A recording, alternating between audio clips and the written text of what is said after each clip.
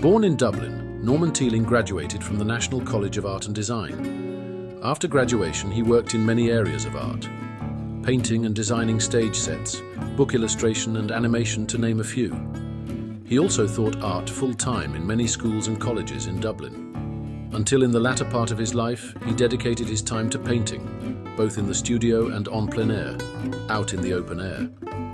Norman is now a member of the El Papa, Laguna Plein Air Painters Association, California, USA. This year, Norman received the third place award at their annual plein air summer exhibition. However, his interest in the arts does not end there. As an accomplished musician, he is recognized and respected as one of Ireland's foremost jazz and rock guitarists, having played in many successful bands over the past 60 years and still playing to the present day. On the physical aspect of Norman's life, he has always maintained that a healthy body equals a healthy mind. Thus, throughout his life, he has kept up a regime of physical exercise, coupled with a regular weight training program. In 1976, and twice in 2001, he won the Mr. Ireland's bodybuilding titles. Hi, my name is Patrick Bergen. I'm here to tell you about what I think of Norman Teeling. I think he's Ireland's greatest living artist. His impressionistic paintings of Dublin in particular are wonderful and colourful and rich. I opened an exhibition of his some years ago in the Oriel Gallery, and I have in my possession several of his paintings. I met Norman in about 1971. He was working in the Grafton Health Studio, and it's probably introduced me to bodybuilding, because Norman had won the Mr. Dublin, the Mr. Leinster. I think he won the Junior Mr. Ireland, and he was in great shape. I've known him for the past 30 plus years. We worked in animation together, and even since animation, he was a great inspiration. Norman showed me quite a lot, you know, and I've had the pleasure of playing with him, you know, myself and Brendan and some of the other guys. And I always joke with him, you know, I say, Norman, I hope there's no diminished in this song, you know, I'm still learning them, and he laughs, you know. He was playing with all the bands at the time, the beat bands, knowing lots of musicians, and he was highly regarded. He was well up there. He could play anything anyway, you know, so he could fit in anywhere if he wanted to. Apparently he actually played with U2, played some slide and some U2 thing.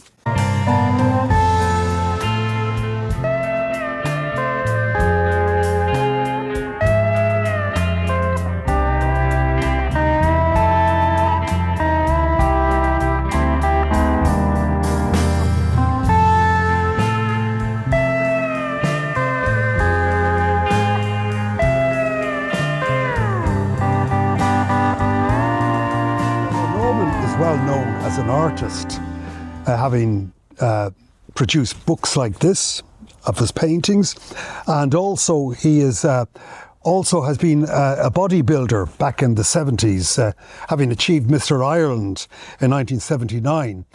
He's also a fantastic musician. My father got the newspaper every evening, the evening press, and on the margins, all the way down the margins, Norman would be drawing and drawing. We'd be listening to the radio and he'd be drawing.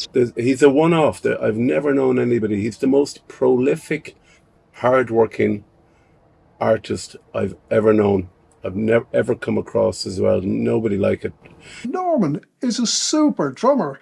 I mean, he's the Irish Ginger Baker. He hits everything. He's definitely among the best, not just in Ireland, but in my opinion, among impressionists anywhere in the world. I suppose my favourite type of painting is plein air painting, which simply means painting out in the open air. And it's something that I kind of got into a few years back, and many years back actually. And there's so many reasons for doing it. Number one is you're actually out on the location of what you're going to paint, rather than take a photograph and take it home and copy it. It's never going to look the same as a painting that you paint on location. So I try to get out as much as I can, at least once or twice a week. And even if I do a small painting, just to keep myself going. Painting outdoors is not easy because everything is against you. You got the weather against you. You got people come up and talk to you. The light changes. it starts to rain, the wind blows, everything is against you. So if you have that in your mind before you go out, you're halfway there. And at first when I went out, I wanted to pack it in. It was cold. I remember it was freezing cold, and I was shaking, but I wanted to finish the painting. But when you do it for a couple of years, you just get used to that and you're prepared for it. You just put up with it because it's worth it. Because you, generally speaking, or I have to say, the look of your pictures from an artistic point of view is that if you copy a photograph, your pictures look like a photograph. But if you paint from life or in the open air, the pictures have that freshness. You just can't get it from the photograph. So I really recommend for everybody to, if you want to paint from life. It's really the bones of where all artists, all the great painters of the past, all painted from life, they didn't paint from photographs. And it's become a kind of a thing now where everybody pulls out their phone and clicks a photograph, and they look into their camera instead of looking at the scenery, what they're going to paint. And I try to don't bring a camera with me. I just go out so that I'm not tempted, because it never looks the same. Even if I take a picture home that I painted outdoors, when I get it home, it just looks right. Even the mistakes and all, it looks there's something fresh about it.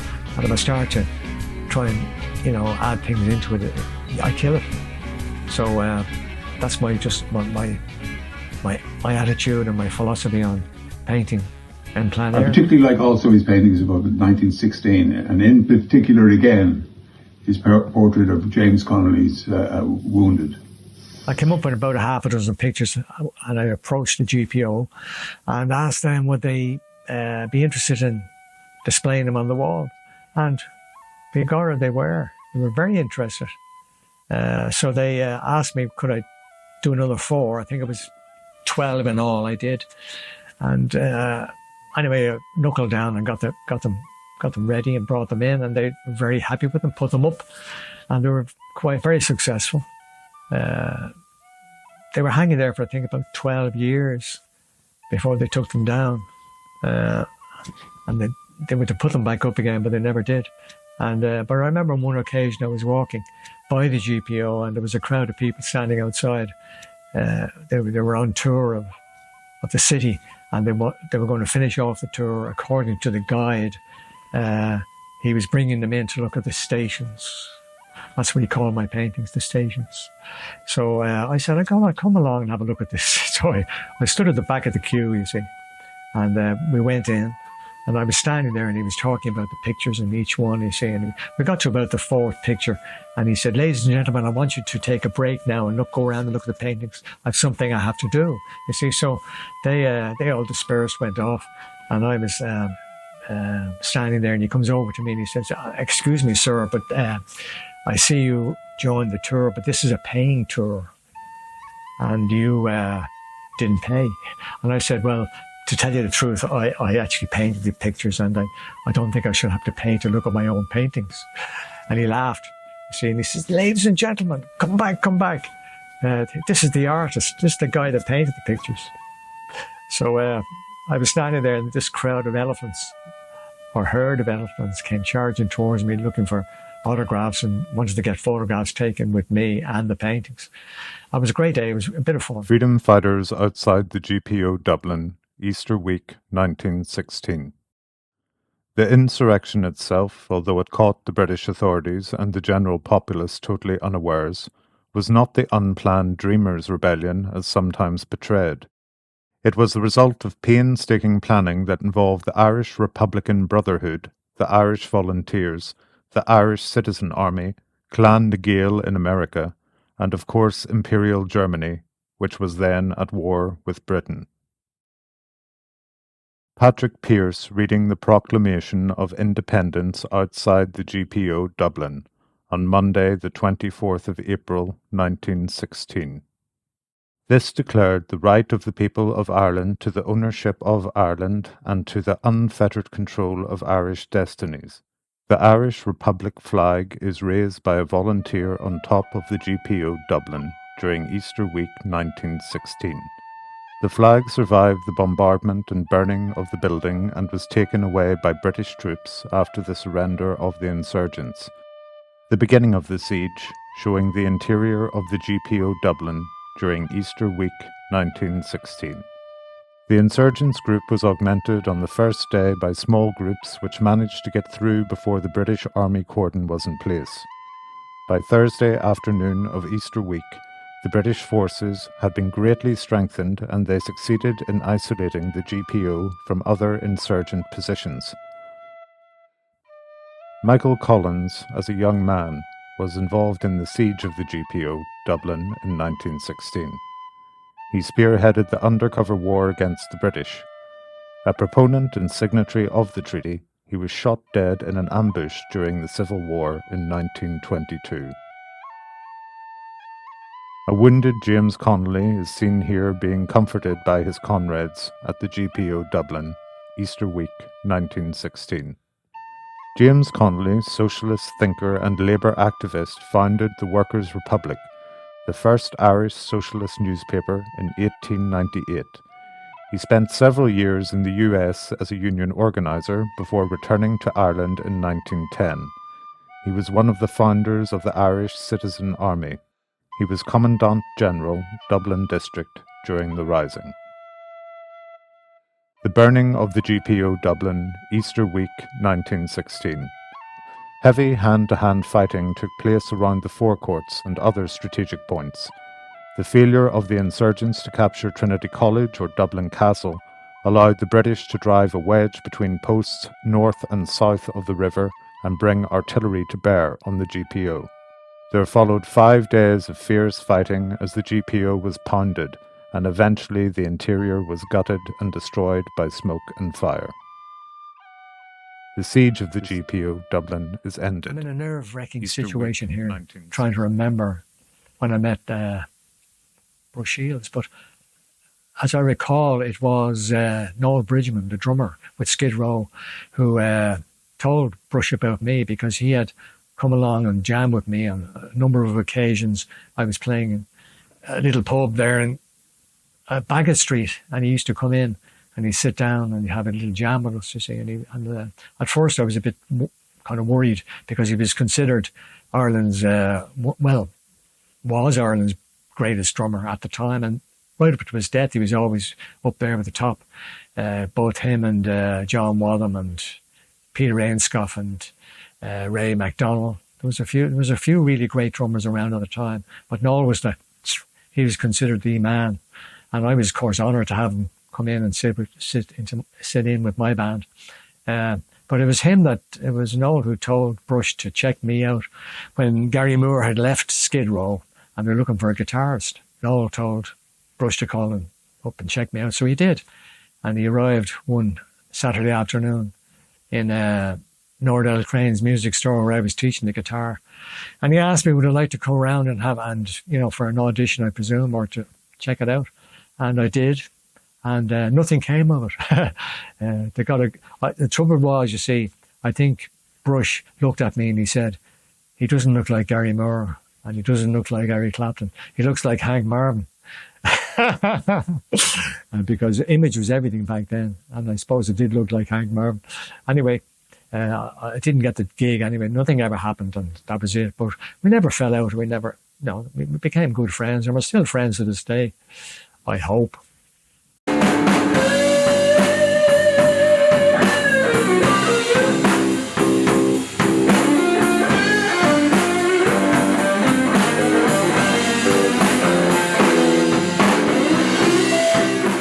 What I'm trying to say is Norman is very competitive. Not just because he won Mr. Ireland 4 times and the last time he was 40. To be able to do that takes a kind of discipline, determination, dedication. And it's there first thing in the morning and it's there last thing at night. He puts that into everything he does. So when he's playing the guitar, if he's not going to be the best, he wants to be among the best. And that's the way he plays great.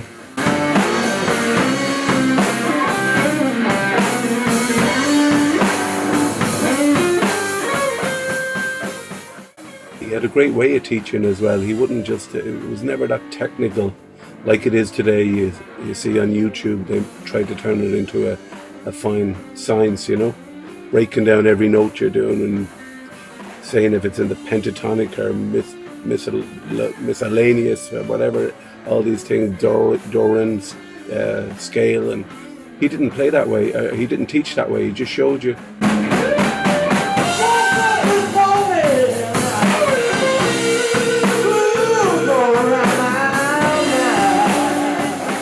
A lot of people, kind of kick-started them into the music business, and a lot of people went to him for lessons. He was very patient, and he showed them, some great techniques.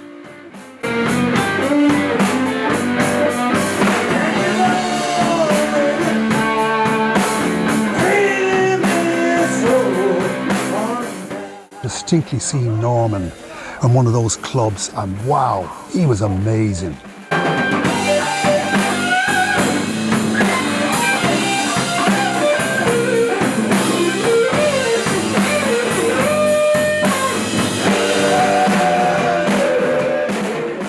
Norman has some good names under his belt for people he kick-started and got going in the business.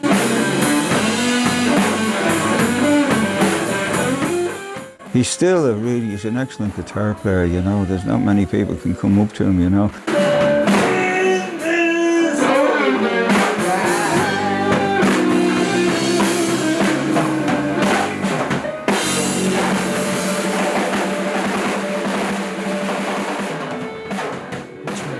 Bodybuilding, I have to talk about Steve Reeves. Now, Steve Reeves to me was like, he was my main influence on the physical end of things.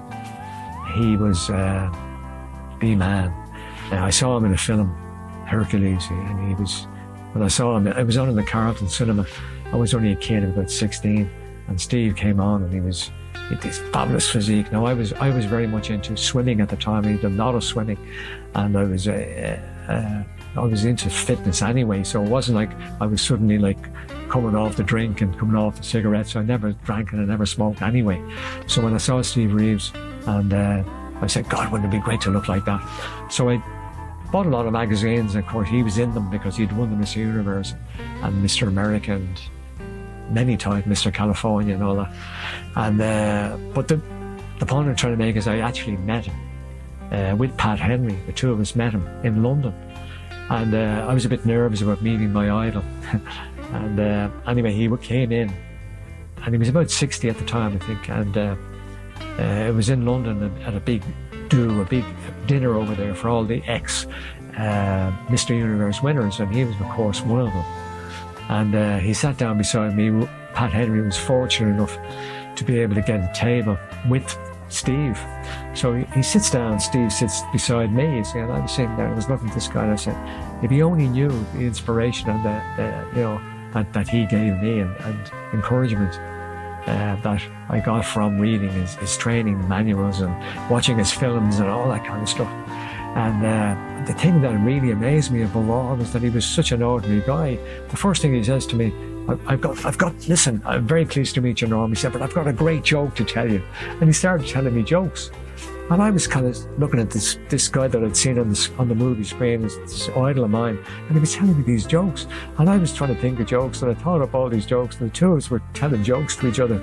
And he was the most down-to-earth, ordinary guy that I've ever met. And it was just wonderful to meet your idol. And I have to say, he was one idol that did not have feet of clay. He was the complete opposite.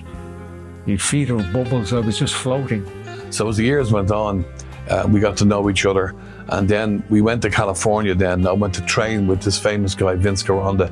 Now, Vince Gironda was the most famous trainer in the world. He trained every movie star, John Wayne, Jane Mansfield, Marilyn Monroe.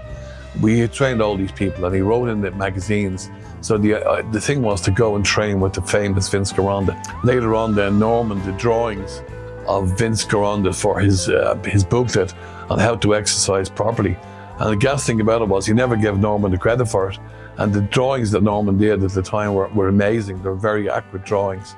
And Vince put them into a book and released a book of exercises by Vince Gironda. And I photographed of Norman when he was in good shape. He was in really, really good shape. But I think the art is, he trains now, I think 3 or 4 times a week, which is fantastic. And then the art, I think he paints every single day. Of course, I had the opportunity to give classes, to give demonstration classes to various groups around around Dublin, and one of which is the studio, fabulous studio down in Navan, owned by my good friend, great painter, Henry McGrain.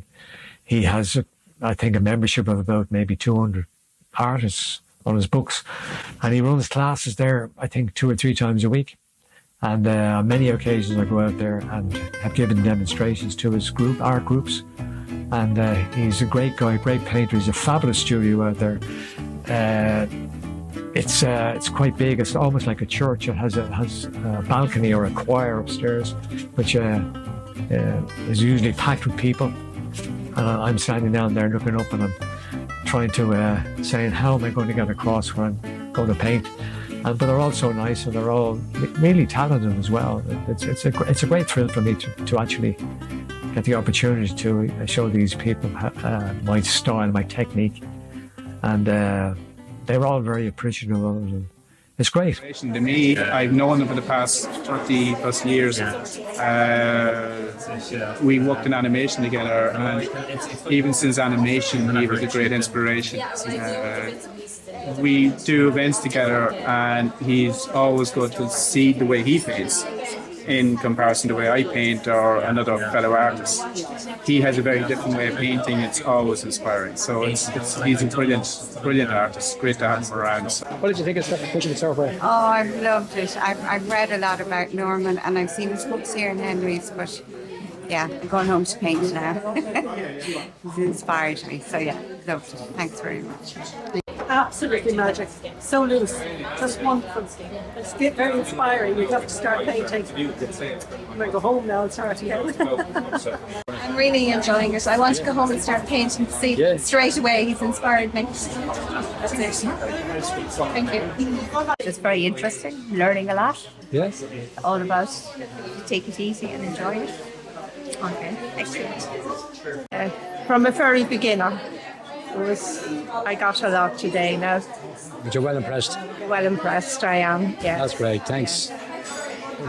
Absolutely. It's the best way to spend an afternoon. He's brilliant. Really brilliant. Whole new way of painting. And I can't wait to get home and get out those brushes. What do you think of it so far? Yeah, go on. Yeah, it's really enjoyable. I suppose what I'm drawn to it is that, you know, you can really create a sense of the image and that with subtle marks here and there. I think that's what draws me a lot to his paintings, is the fact that he's able to keep it quite loose and minimalist, but at the same time kind of representing exactly what's there. So yeah, it's very impressive. It's amazing to see how the painting develops, and even seeing it in front of you develop, but still struggling to work out how he's doing it, you know. So yeah, it's very enjoyable.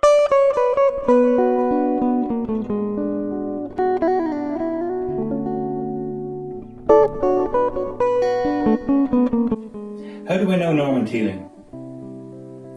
I first seen Norman's work in the Irish evening papers back in the 1980s, where he did a comic strip called Millennius.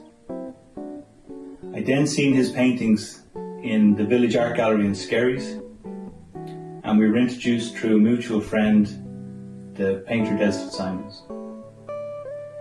Later on we met at Don Bluth Studios, where we painted backgrounds over 10 years. During that time, we do many painting trips together. And in 2006, we took a trip to Venice to Ken Howard's studio, the great painter Ken Howard. And just by chance, at the same time, there was a John Singer Sargent exhibition, Sargent's Venice. And we came out of that show absolutely buzzing. Norman in particular, who painted from sunrise to sunset, and came home from that trip with about 10-15 canvases.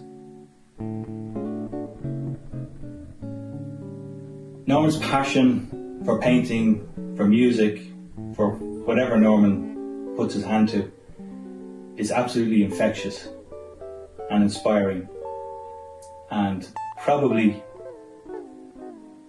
a complete form of madness, really. And with the art, obviously he's a fantastic artist. I mean, I've seen a lot of art out there that people do, but it wouldn't have the detail that he would be able to do. He's able to put a great presence in the art, where you can sort of feel the energy coming from the paintings. I think that's very rare. Of course, I love to go into Dublin City and paint as well, because there's so much activity in there, and I set up my easel right to the centre of O'Connell Street there, looking towards maybe the GPO, or facing the other direction up towards the Plein monument. It's really, really historic, really nice, and it's I go there quite a bit actually, and maybe go over O'Connell Bridge and up Grafton Street, and all the way up to the Stephen's Green, all that area, all the old Jordan buildings and all. They're really interesting, and I'm never short of locations to paint. It's never ending. Of course, when I'm walking up Grafton Street and I pass by Harry Street, I always look at my old buddy, Phil Lynott. Then of course, Eric Bell, the ex-guitarist from Tin Lizzy, he recorded a couple of songs with me. I was recording a thing called No Matter What the Cost. That's the name of the track, and he's actually on it. He came in and he blew us all away. He was a fabulous player. We're very lucky here in Ireland to have so many great, really great guitar players, worldwide respected now. I mean, I suppose you could even say the best in the world, like Gary Moore, Eric Bell, and of course the great Rory Gallagher, whom I knew, not very well, but I did meet him on many occasions. And he was a very nice guy, very friendly and very nice. And the first time I actually met him was when I was doing a gig in Club Arthur, way back. It would have been the 60s, the mid-60s actually. He was in Taste, and he was supporting, we were supporting him. And that's when I first met him. And all guitar players, doesn't matter who you are, talk to guitar players. So you can be the most famous guitar player on earth and the most unknown guitar player on earth, and you click instantly, because we often, we've got so much to talk about, because guitar players, they live in the middle world of the road and they all want to know what each other is doing and know all the latest gimmicks and pedals and etc., etc. He plays the guitar during the night, and then he might get in the morning and start painting, and then he learned the flute, then he learned the drums, then he learned the harmonica. So his talent is unbelievable. I mean, for one of us to pick up a flute and learn to play it at 79 years of age is amazing. And then he took up the drums last year, and he's 2 full kits of drums, and he's blasting away for 2 hours a day. He has a new thing going on, a kind of a jazz combo going, so you may be hearing of them very soon. Django Reinhardt style stuff,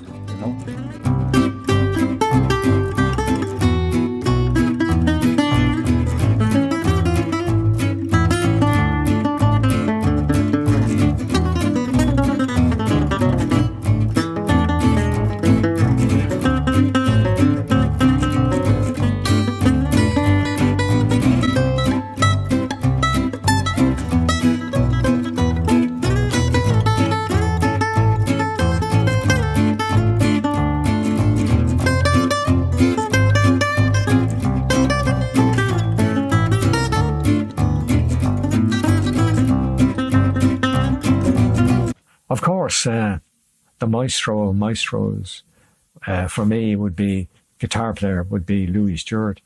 I knew Louis very, very well. We were pretty good friends.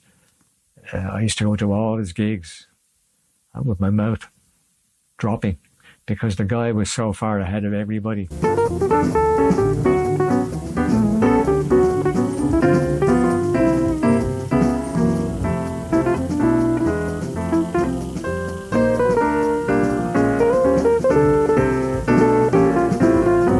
He went to his grave as the greatest jazz guitarist in the world.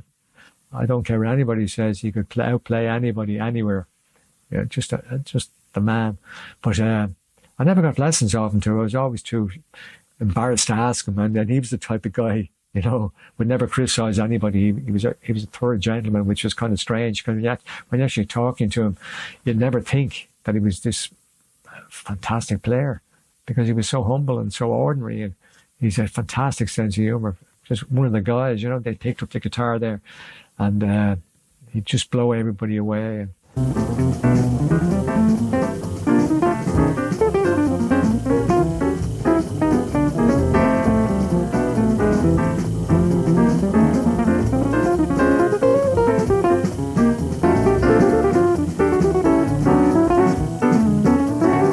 But anyway, I used to go to see him regularly every week for about 20 bloody years, and he mesmerised me. I had all his albums, still listening to him and still trying to figure out what he's doing.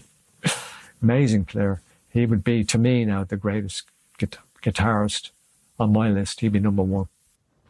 And a very humble guy as well. No brash, no big talk about here I am, you know. He just plays and gets on with it, you know.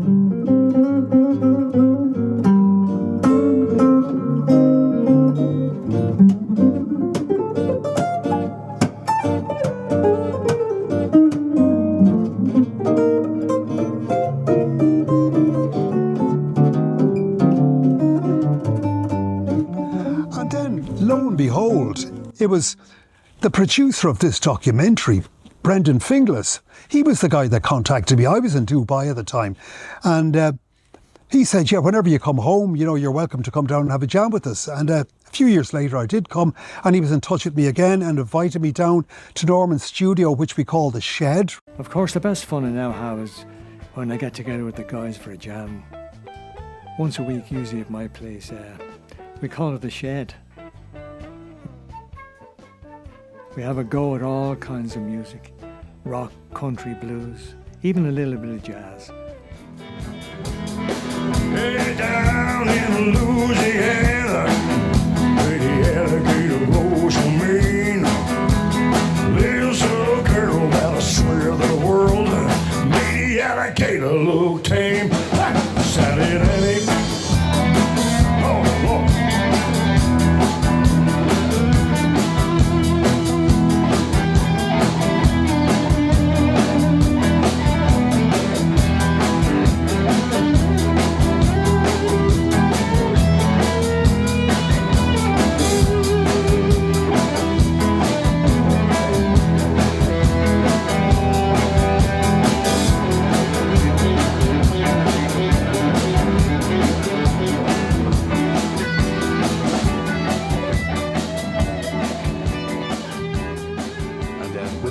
Then I'd been playing bass, and I didn't really know much about Norman, but I knew that he was a guitar player.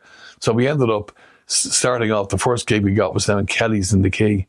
Down the Quay is down near the docks, and that was a great gig. We used to play there, I think, every Thursday night and every Sunday, and we had a lot of guests. We had Philip Donnelly played with us. He was with Elmer Fudd at the time, and he came down and played with us. Don Baker played with us, and we used to get a huge crowd on Sunday morning.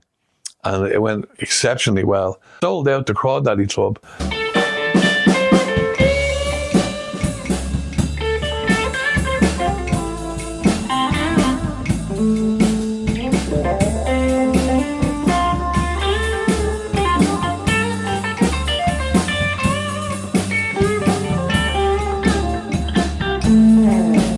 And we then continued to do the Barras and other venues.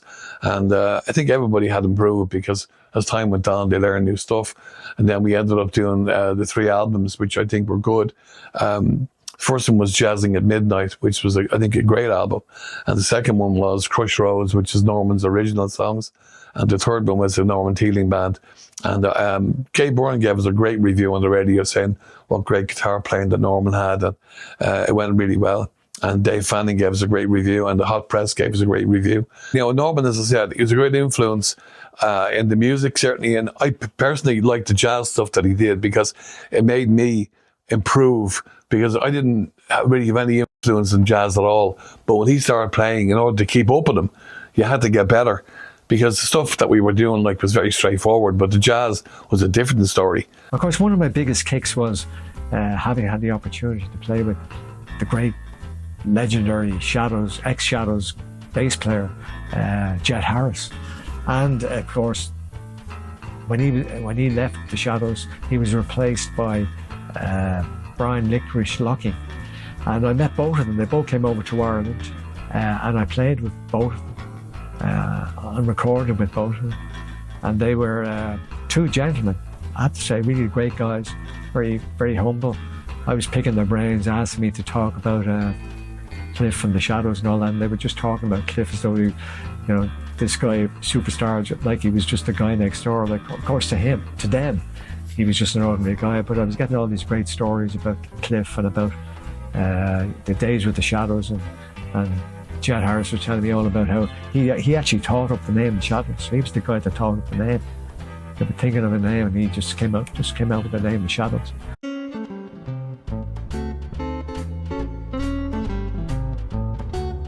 For me, in life, some of the greatest pleasures I ever had, I could never explain.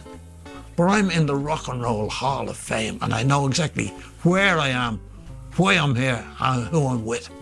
And I want to do tonight is induce into the Rock and Roll Hall of Fame the Irish, the Dublin, the 32 county, the European, nothing to do with the Eurovision Song Contest. This is a man who's so talented that I can't even put it into words. I say to you, Norman, on my behalf of all the lads who played in the band with me, Philo, Gary Moore, Noel Bridgman, Pat Farrell, Joe Staunton, Paul Chapman. All the boys, yeah. All the boys, Eamon Gibney, every single one of them, Pat Courtney, who are all great friends of yours, Norman.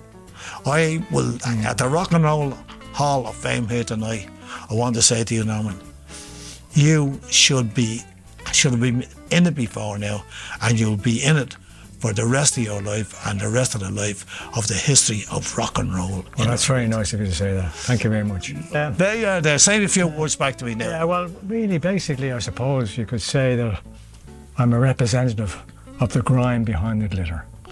I'm one of the guys who literally spent my whole life in music in Dublin, right? Yeah. Mostly in Dublin, like yourself, and never really got anywhere, but worked probably harder than any so-called famous rock and rollers who are immortalised in this museum. Yeah.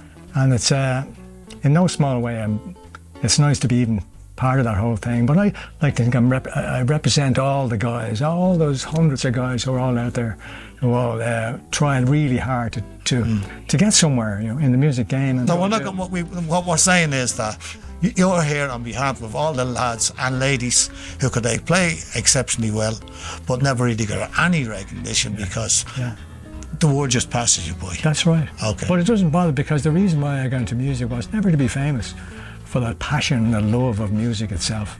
And that alone is the best reward you can possibly get. I'd rather be famous now. That's it. Would you? Well, you are famous, but I'm a better guitar player. Oh, this is it. And take this down and throw it. God bless all here. We have to go now. As much as we love to talk about myself and talk about Norman at the same time, not necessarily in that order, we have to finish up. All things Irish and rock and roll. The quest for knowledge and spiritual enlightenment is never ending. Hello, St. Anthony of Padua, if you're out there watching, the boys are here. His imagination is running riot all the time. There's images floating across it. He was injured. He was injured there this year, and he's lying on his back for nearly 6 months. All he has is a bowl of porridge. Like this is the Clontarf Michelangelo. If that guy had been painting on his back, or even just painting bowls of porridge, which is what he should have been doing, half eaten, and maybe himself looking up at his own ceiling, you would have the Irish Michelangelo. He's the man. Like, he's Mr. Ireland. He's the guitar player.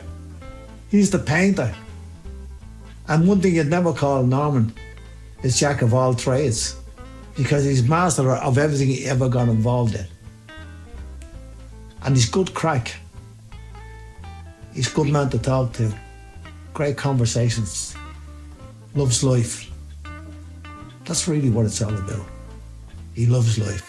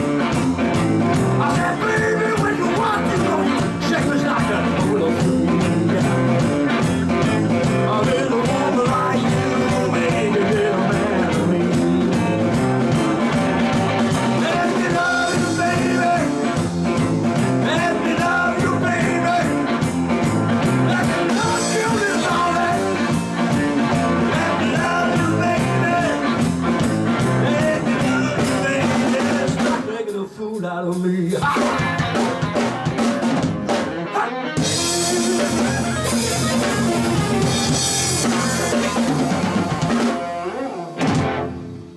Yeah, thank you very much. That was great, wasn't it? Cool.